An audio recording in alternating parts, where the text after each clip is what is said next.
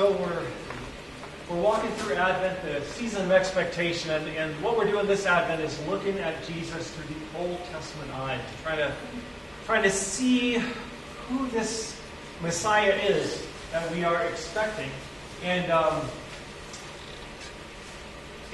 we have there's several different pieces. If you look through the Old Testament, there's several different lines of prophetic revelation about who Jesus is.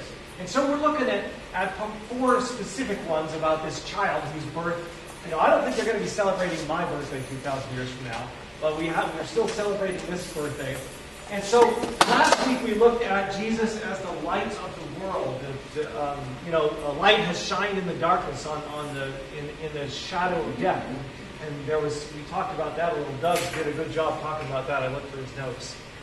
And this week, we're talking about the idea that there's a strain in the messianic prophecies that the Messiah would come and suffer.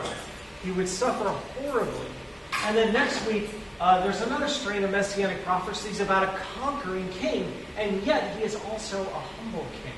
And so we're going to talk about that a little bit. And then the last week, the 20th, keeps coming up, we're going to talk about the prophecies that say this person, this baby we're looking for, is actually going to be God with us. That's what Emmanuel means, God with us.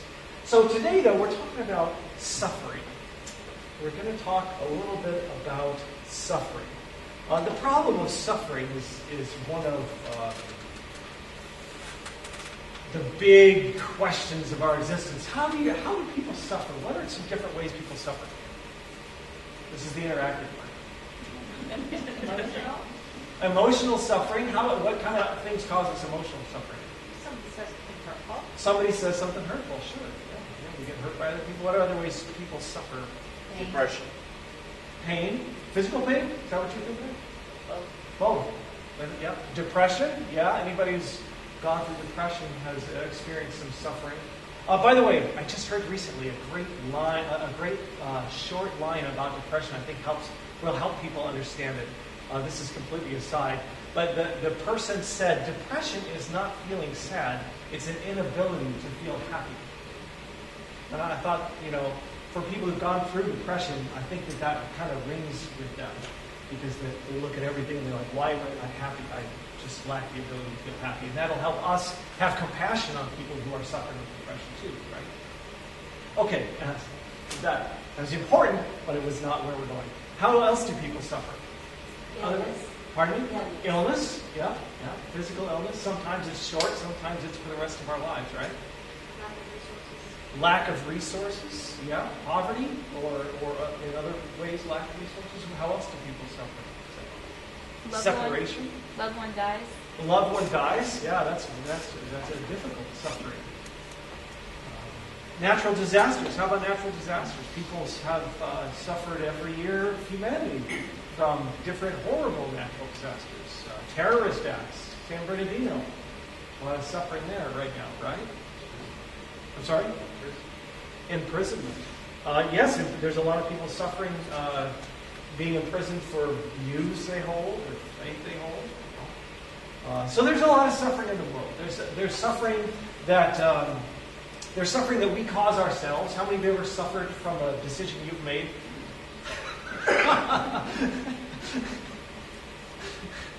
So sometimes our suffering is our own doing, and we don't want to ever gloss that over, right? Because we want to take responsibility for our lives and say, yes, I suffer at my own hands. Sometimes our suffering is at the hands of others. It's the decisions of others that cause our suffering, whether or not it's decisions of carelessness, where things just happen, or whether or not it's a little bit more hurtful, a little bit. You wouldn't. It's more than carelessness when a drunk driver hurts somebody else. There's a wanton disregard for other people's safety when you drink and drive, and then there's people who purposely hurt other people. So there's all this suffering that comes from some from me, some from the other humans on the earth, and then there's suffering all over the world that just happens. There's no moral agent involved in that suffering. With me, it's my responsibility. With others, it's their choices that are causing the suffering in my life.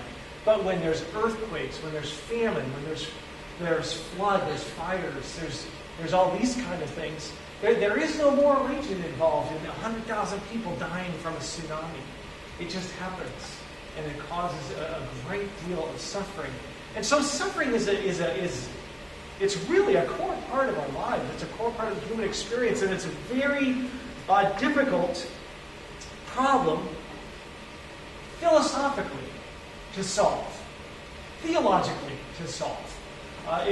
This is why it becomes a problem theologically to solve.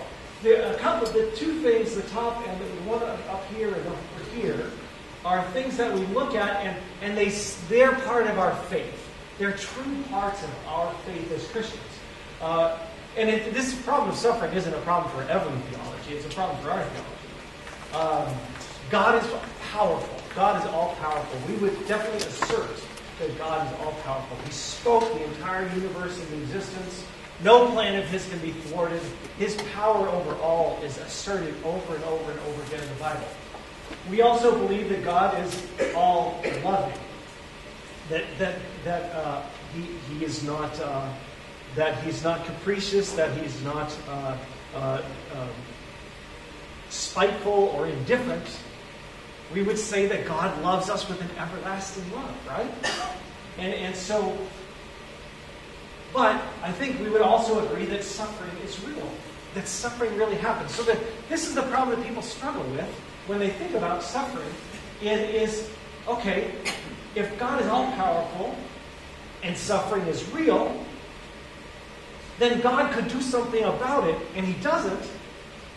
So therefore, He's not all-loving. If He could stop the suffering, He doesn't. Last week in San Bernardino, one flat tire. They could have run out of gas on the way to that Christmas party. God could have rammed into it with another car. Any little thing could have stopped that. It was an easy thing for God to stop. Why didn't God stop it? It's a hard question. It causes us to go, wow. But we can't avoid that question because we don't want a faith that's shallow and trite. We want a faith that encounters the universe as it is. And so it's important to look at those questions square in the eye. So some people solve this by saying God is all-powerful and suffering is real, but God really isn't loving. He's like the Greek gods or the Roman gods, where they're kind of indifferent to us. Most of the gods that people have had throughout history that they've looked to as they have imagined them are pretty indifferent to human life. If you want favors from them, you have to somehow get their attention. That's what sacrifices are about. You're trying to get the God's attention to get them to grant you a favor or something like that. So most of the history, people have kind of solved this by not asserting a loving God. If suffering is real and we say God is all loving, then how can He be all powerful? Because maybe He can't do anything about it. Maybe God is not all powerful. But yet our faith, the Scriptures, Old and New Testament throughout, would never ever allow for a God that is not all powerful. And so we're left with this thing, this tension. Some people say suffering isn't real. Some people would say our whole existence isn't real. And the whole idea of their religious faith is to detach from this false construct of reality. Because all of it's not real, and we only suffer when we pretend that we are living a real life. But as Christians, I think that we assert all these three things, and we say them, and I'm not willing to back off on any of these things. And so the question is, what do we do? Well, one thing, there's a small out, is that God can do anything, but what does that mean, God can do anything? Because sometimes we throw that off like, well, God should be able to just do anything. But He can't just do anything, right? Can God make a rock so big that He can't move it? There's a lot of things that, by definition, God can't do. God can't sin. Because God makes the rules. How does the rule maker break the rules? He can't, because whatever he does is the rule. So when we say God's all-powerful, even that we kind of have to nuance a little bit and think through. And I can't remember if I shared this in the Bible study or somewhere else. I think that one of the ways that releases some of the tension for me in this admittedly sticky triangle is that God's desire is a relationship of love with his people.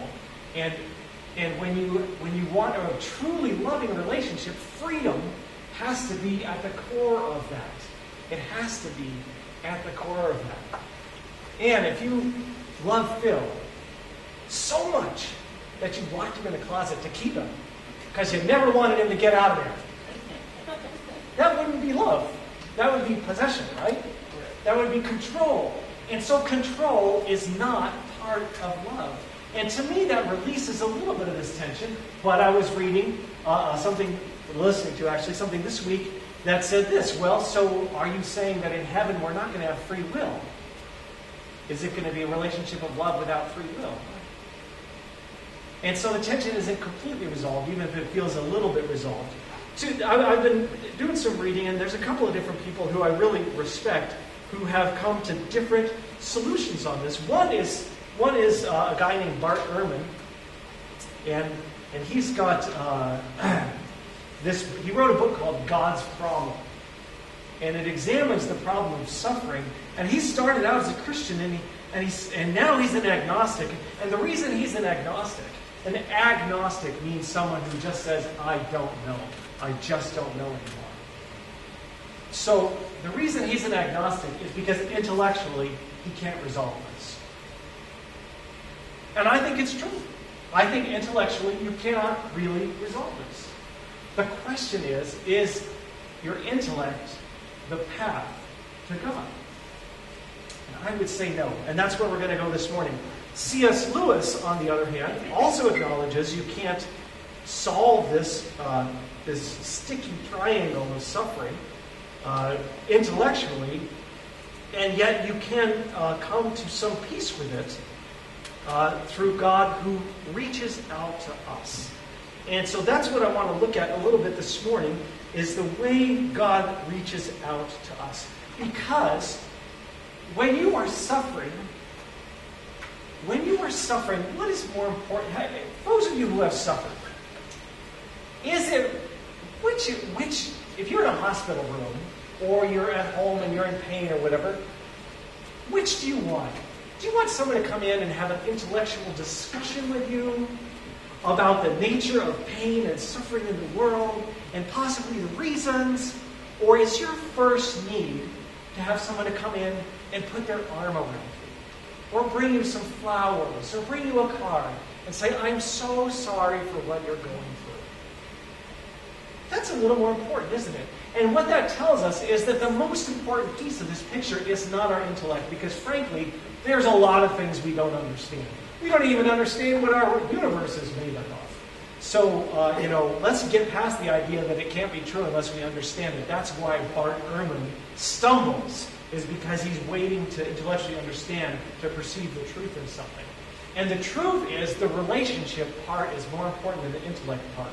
And so that's what I want to go through with you for a few minutes from Isaiah 53. Did you guys all get these books last week? Do you have them with you? If you have it with you, pull it out. Because what? Some people even brought theirs. Excellent. I'm not one of them. And bring it with you every week, because we're going to pull it out and we're going to walk through it together. You don't have to have it. Actually, you do. Everybody who doesn't have it can leave now. Sorry. You don't know me that well. That was a joke. More on the table. Pardon me? There's more on the table, I think. Oh, well, we should look at them. Bob, would you just grab a few and then start handing them out.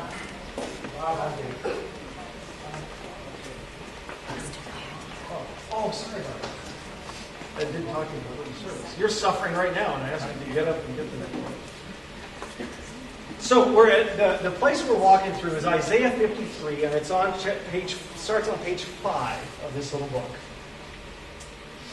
And it's about this suffering servant. And the whole point of this is that this is part of the surprise of who God really is. This is God not as you would make him up.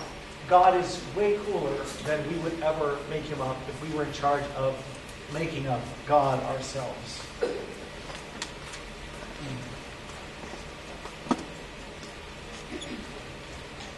The print is a little bit small, but especially those page numbers. Holy cow, good thing I got new glasses last week. So Isaiah 53, on page 5, beginning at verse 1, the prophet Isaiah writing, he expresses this surprise. He says, who believes what we've heard and seen? Who would have thought God's saving power would look like this? And that's sort of the thesis of this whole little psalm or hymn here of the Creator. Who would have thought God's power looks like this? Because that's not what we think of as power. We think of power as mighty. Heroes are powerful. Superheroes are super powerful. And then he goes into this description of a servant who suffers. I mean, first of all, the idea that God's power is displayed in a servant, that's something that should tell us God is not as we would make him up. And then this servant suffers. So the servant grew up before God, a scrawny seedling, a scrubby plant in a parched field. That tells us right away that there's a humility here. This is definitely a servant-level humility. This is not, he grew up in a flowering orchard, in a walled garden, isolated from humanity. Top of the next page. There was nothing attractive about him. Nothing to cause us to take a second look. So Jesus was not that good looking. If you ever wonder what Jesus looked like, we don't know what he looked like exactly, but he wasn't like, the Jesus in the last Jesus movie, who, I can't remember the actor's name, but he looked an awful lot like Brad Pitt. We can only wish. And he said, and so it begins. That's a horrible movie. Horrible. Okay, so there was nothing attractive about him, nothing to cause us to take a second look. He was looked down on, and he was passed over. He was a man who suffered firsthand and who knew pain. And there's our first instance that this servant who is going to turn out to be the Messiah is not here first and foremost to provide intellectual peace for us, to help us understand the totality of the universe. The first thing is that he's coming alongside us. He's willing to enter into our pain. He was a man who suffered and who knew pain firsthand. One look at him, and people turned away.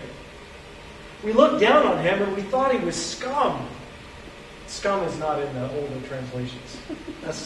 That's why I kind of like this. It makes you say, whoa, that's a little different. So people turned away. We thought he was scum. But the fact is, it was our pains that he carried. And so this is another piece of this suffering servant picture, is that what seems to be is not so. Is that things are radically different than they appear. And this idea of suffering and who suffers and why is an intractable problem, but it's not always as it appears. There's a lot of the prophets who talk about, they say, why is it that the good people are suffering and the evil people prosper? And why does this happen? Why does that happen? Well, those are good questions, but what we have here is the suffering servant coming into the pain of all this and standing with us. We thought he was scum, but in fact it was our pains he carried. And so all these things that appear may not be as they appear. Things can be misinterpreted. The fact is, it was our pains that he carried, our disfigurements, all the wrongs, all the things wrong with us. So there's a substitutionary thing going on too, right? He serves us by absorbing our pain and evil. We thought he brought it on himself, that God was punishing him for his own failures. That's the way it seems to work, or at least that's even the way we think it ought to work when we make up God. When we make up the universe, it's the eye for an eye and a tooth for a tooth universe. If you look through the other religions, what you do is a result of what you get is a result of what you do. Everybody knows, karma has become a universal word, right? I hear teenagers say karma all the time when something bad happens to somebody. It's kind of a joke. But the idea is that bad things happen because you've done something bad. Kind of a universal thing. It's stuck in our mind. It's the way we think the world should work. It's justice, actually, right? Something bad happens to you because you did something bad. That's karma. And we thought that's what happened to him. That God was punishing him for his own failures. That he was even mocked on the cross with that. If he's the Son of God, let him save himself. Ha! He's getting what he deserved for saying he's the Son of God. And on Good Friday, it looked pretty bleak. But things are not as they appear. It was our sin that did it to him. That ripped and tore and crushed him. Our sins. He took the punishment that made us whole. Through his bruises, we get healed. All we like sheep who wandered off and gone lost. We've all done our own thing and gone our own way. And God has piled all our sins. Everything we've done wrong on him. On him. That's part of the core of the gospel message. Part of the core is this light that Doug talked about. Light that does two things. One, it lightens our world. Light, unfortunately, shows us our own sin as well. So light can be quite painful because it causes us to see ourselves as we are. Deeply flawed sinners and not to be taken lightly. And this passage shows us what God does with that truth that we see when God grants us a realistic mirror for ourselves. That we are in fact sinners, that we have all these wrongs and disfigurements in our soul, twisted ways of thinking, and God lays all that on him, everything. Everything on the suffering servant. He was beaten, he was tortured, he didn't say a word, like a lamb. That last section, he compared what we think what's going on versus what's really going on. Now he describes what actually happens to the suffering servant. He was beaten, he was tortured, but he didn't say a word. Like a lamb taken to be slaughtered, like a sheep being sheared. He took it all in silence. Justice miscarried, he was led off, but did anyone really know what was happening? That's the theme over and over. People don't know what's happening. There's something different going on than people think. And as we get to the end of the sermon, we're going to have to say that our faith is to buy into that. That there's something happening that people don't see. And so we're going to choose to suffer because we think things are going on that people don't see. But back to this for a moment. He died without a thought for his own welfare, beaten and bloody for the sins of my people. They buried him with the wicked and threw him in the grave with a rich man. Even though he'd never hurt a soul or said one word that wasn't true. Still, this is what God had in mind all along, to crush him with pain. That also presents an intellectual problem for a lot of people. How could this possibly be God's plan, to put this man, Jesus, through this? How could that possibly be God's plan? The prophet tells us the plan was that he give himself as an offering for sin so that he'd see life come from it. Life, and more life. And God's plan will deeply prosper through him. Out of that terrible travail of his soul, he'll see that it's worth it. And we will too. And be glad he did it. And we will too. Through what he experienced, my righteous one, my servant, will make many righteous ones, as he himself carries the burden of their sin. Therefore, I'll reward him extravagantly, the best of everything and the highest honors. Because he looked death in the face and didn't flinch. Because he embraced the company of the lowest. And then we have the summary. He took on his own shoulders the sin of many. He took up all the cause of the black sheep. That's us. And so we have this servant who suffers. And it turns out that is God's plan, that he suffer. But the prophet tells us on page 8. He'll see that it's worth it and be glad that he did it. He'll see that it's worth it and be glad that he did it. And through that experience, he will make other righteous ones.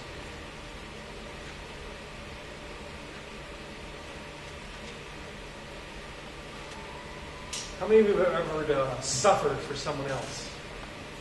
How many of you have ever loaned somebody money or gave somebody money because they needed it and it helped them? Anybody ever helped somebody else out financially? Because that is a form of suffering. I'm not going to call it big suffering because I'm looking around the room, I think we all have enough to eat. So we're not calling it big suffering. And yet, it is something that we have worked for, we've earned, and we are giving it away. So that's a little bit of suffering. And so, but we're going to find out that that's worth it. Jesus found out that suffering was worth it. This suffering servant finds out that in the end, it's all worth it. And that's what the suffering servant calls on us to do as well. To recognize that we live in a broken world that is filled with pain, and that God, in His mercy and wisdom, sent Jesus into this world, and He comes alongside of us in our pain. And no, it doesn't solve the problem of pain, and it certainly doesn't take away all of our suffering, but it changes the nature of it, because now we know that God suffers with us. Jesus wept. And God still suffers with us. When you are suffering, God is suffering with you. And some of us are suffering right now. Some of us in this room are in physical pain, even as we sit here. And God is suffering with you. And even though in the midst of the broken world, all the suffering isn't solved, the suffering is transformed by Jesus, because we see His willingness to move into suffering, and then He finds out it's worth it. And that's the call of faith, is when we have a chance to shrink away from suffering or to move towards suffering for love, that because of Jesus, we too move towards suffering, because we are going to find out one day that it's worth it, even if we don't see it right away. And sometimes this takes a very relational form. Some of us have really bent, twisted, sick, or dead relationships. And we're like done. We're not going to reach out anymore. Why? Because we've reached out several times and been rebuffed. We've got the talk to the hand, or we've got the no response at all. And to try to go into that again is to suffer, because you can expect that you will get the same kind of response again. Probably. And yet, the suffering of Jesus, moving toward us, to die on the cross for us, calls us to move toward other people, even if it's going to cause us suffering. To be able to sit with people who are in pain and say, I can't stop your pain, but I can also not abandon you. I can sit with you. Or to seek reconciliation in those relationships again and again and again and again and again. To get hurt, because it hurts. I don't care who you are. If you try to tell somebody you're sorry and they say, too bad, that hurts. And that's the call of faith, is to look at Jesus and say, you know what? I'm going to choose the pain of trying, of seeking reconciliation, just like Jesus did, because of what He's done with me. So God hasn't given us the intellectual answer, but He has addressed the question by coming to us in Jesus Christ. In a few minutes, we're going to celebrate the Lord's Supper, which Jesus says is His body and blood, and by which we remember His suffering and death. There's another piece of that we don't ever celebrate, probably because most of us would hesitate to participate in it. Earlier that evening, in the same room, Jesus, the Lord of the universe, and the teacher of all these men in the room, took off his outer cloak, and He wrapped a towel around His waist, and then He went up to His disciples one by one, and He knelt down before them, and He pulled off their sandals, and He washed their feet. He washed their feet. Now, most of you are wearing shoes. Some of you are wearing sandals. What do your feet look like after you've been walking in sandals on a dusty road? Are they beautiful? No, they are gross. And so here is Jesus, because he is the servant, and he is on his knees in front of each of them, washing their feet. He is willing to serve. And then after he does this, he says, I've set you an example. That you do that too. And that's really what the suffering servant does for us. That's this piece of the messianic path. That God, even though, maybe we just can't understand. There are things we can't understand. There's lots of things we can't understand. So why is this particular one the thing that we're not going to accept if we can't understand? Maybe the only thing we can really understand is that God was willing to enter into our pain in Jesus Christ and take our sins on himself, and then calls us to do the same. The suffering servant suffers for us and then calls us to suffer for others.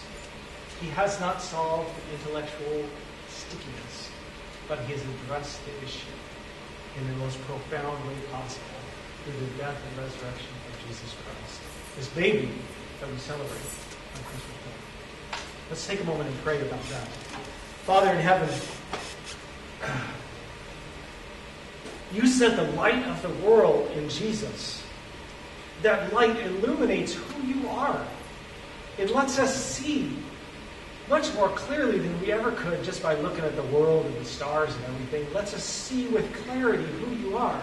And then this week we learn who you are is one who suffers and dies for us. One who, though he is all-powerful, chooses a relationship of forgiveness and love with us. Father, help us to absorb what you're trying to tell us through this suffering servant, Jesus, who took our sins on his shoulders, who took that justice, that eye for an eye, a tooth for a tooth, all the things that just seem, the karma even, whatever you want to call it, that sense of universal balance of justice, and took all the stuff on the negative side of our scale on his own shoulders on the cross. Help us to see that and to celebrate that, and then to take that for our own life and to trust you enough to live the life of a suffering servant and not make our own suffering something that causes us to move away from other people. Let suffering, our own suffering, not be a barrier, but let your love grow in us so that our love for others overcomes our naturally recoiling from suffering, to do what needs to be done, to reach out to hurting people, to lowly people, to reach out to men, to do whatever we can anyways, to reconcile broken relationships, to be willing to suffer financially, to help people who are less, who are in dire need. Father, you call us to be the suffering servant, like your Son. Give us faith to trust you